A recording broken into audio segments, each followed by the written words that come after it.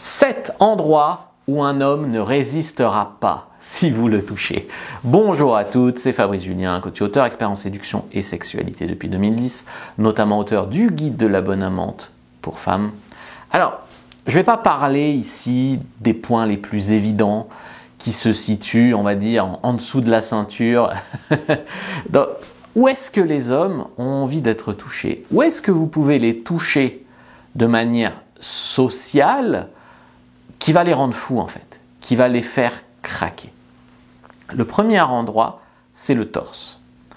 En fait, certains hommes adorent quand on leur touche les tétons, d'autres détestent parce que c'est trop sensible.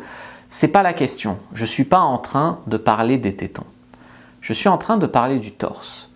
Le torse, par exemple, quand il vous fait une blague, il rigole, vous mettez votre main sur son torse, ha ha ha, t'es trop drôle, par exemple. Eh bien ça permet en fait de toucher son torse. Et ce côté tactile, d'accord, le torse, c'est à la fois une zone, on va dire, sexualisée, parce que c'est, si tu veux, les pectoraux. L'équivalent chez vous, ça serait votre poitrine. Donc, en fait, tu vois, c'est quand même une zone, chez les hommes, ça l'est un peu moins que chez les femmes, mais ça marche quand même. Donc, souvent avec une excuse, en mode, waouh, t'es trop drôle, et paf, tu mets ta main sur son torse, par exemple. C'est vraiment quelque chose qui va créer un lien avec lui et qui va le faire craquer, en fait. Deuxième chose, c'est le dos. Le dos est souvent le long de la colonne vertébrale. Voilà. Donc, surtout si vous avez, on va dire, légèrement des ongles. Vous voyez ce que je veux dire? Si c'est bien fait, en fait, de passer votre main, parfois même le dos de la main avec un peu les ongles, d'accord, sur le bas du dos, ça peut vraiment le faire frissonner. Et ça peut aussi le faire complètement craquer pour vous. Troisième chose, c'est son pubis. Alors je sais que j'avais dit pas en dessous de la ceinture, et que là on est à peu près au niveau de la ceinture.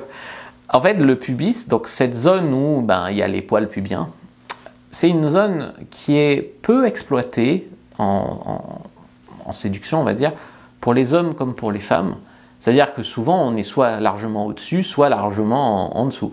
Et là, cette zone-là, elle est très érogène. Je ne sais pas si vous vous êtes déjà amusé en fait à toucher, à caresser cette zone-là. Mais cette zone-là, en fait, elle est très sensible. Voilà, donc pas plus bas, là où il y a les poils, pas plus bas. Très érogène, et d'ailleurs, elle est aussi probablement très érogène chez vous. On pourrait parler du mont pubis, enfin voilà. Quatrième zone, c'est la main. La main, en fait, souvent, la main, on pense que la main, comme c'est accessible et que c'est quasiment toujours à nu, on pense que c'est pas très important la main. Mais en fait, ça l'est. Par exemple, si tu retournes sa main et que tu regardes les lignes de la main, tu fais semblant de les regarder, tu vois, par exemple, en les touchant, en les suivant avec ton doigt, eh ben c'est une manière, tu vois, si toi tu te le fais, tu te passes ton doigt sur l'intérieur de ta main, tu vas voir que ça fait quelque chose. De même, s'il a un bracelet, s'il a une bague, s'il a une montre, c'est une excuse pour attraper sa main, pour passer aussi, peut-être lui prendre la main, mettre tes doigts entre ses doigts, ou en tout cas lui dire ah t'as une belle montre, et puis vous mettez la main dans la main. Je veux dire, c'est quand même très symbolique. Cinquième endroit, c'est les jambes. Alors les jambes, effectivement, c'est en dessous de la ceinture, mais vous avez compris ce que je voulais dire. Vous voyez, soit des fois vous allez être assise à côté ou en face de lui et vous allez pouvoir coller votre jambe contre la sienne, l'air de rien. Ou alors carrément, pourquoi pas poser votre main sur sa jambe. Mais le côté l'air de rien, genre ah nos jambes s'effleurent, l'air de rien, ça le fait cogiter. Et c'est aussi dans le fait qu'il cogite qu'il est attiré. C'est-à-dire que si vous mettez franchement votre main sur sa jambe, il va se dire wow, elle est un peu directe elle. Wow, il peut prendre peur. Tu vois, je veux dire dans ce sens-là du terme, il peut paniquer un peu, surtout s'il est timide. Et par contre, en ayant les jambes qui s'effleurent un peu comme ça, où chacun fait semblant de rien, mais chacun apprécie le contact, ça fait vraiment monter la tension. Sixième zone, c'est le cuir chevelu. Donc derrière la tête, j'aime bien, à l'arrière de la tête, par exemple, faire un massage du cuir chevelu, un massage des cheveux, etc. Toucher cette zone-là, quand tu es chez le coiffeur, souvent il te propose un massage, et c'est très agréable. Enfin, pour moi, surtout quand c'est une coiffeuse. et ce que je veux dire, c'est que ça, tu peux le faire. Ah, attends, détends-toi. Et tu vas derrière lui, tu lui masses un peu les omoplates, puis tu remontes sur la nuque, puis tu lui masses un peu le cuir chevelu. c'est pas une zone vraiment intime, ça l'est en vérité, mais comme c'est une zone encore une fois très exposée, c'est pas répertorié comme tel, et ça fait vraiment des sensations très agréables. D'ailleurs, la plupart de ces zones, je pense que si un homme vous les touchez, vous apprécieriez aussi.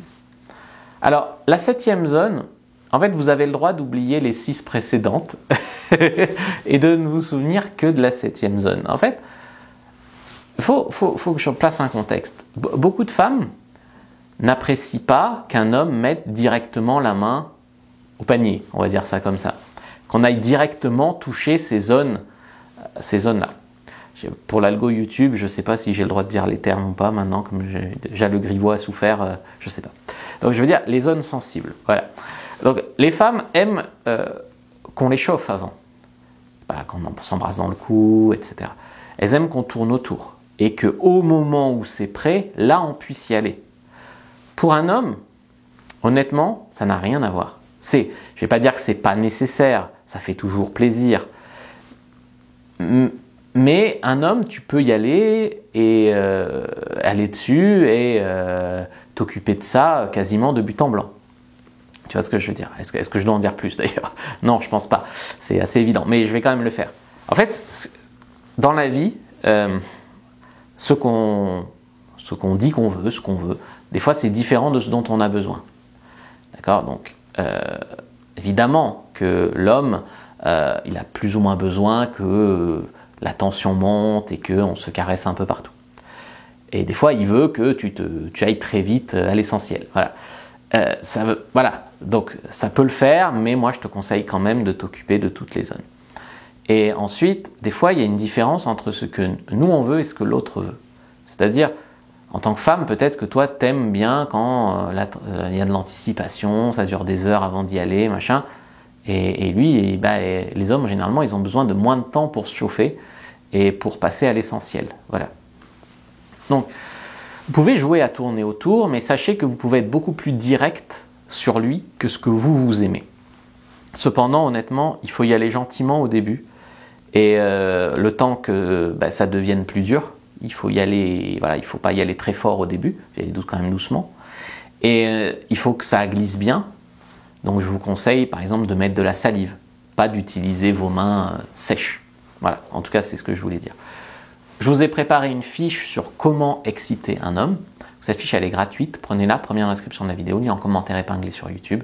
Si vous me suivez sur TikTok ou Instagram, abonnez-vous en lien en bio à la newsletter et vous recevrez plein de conseils gratuits.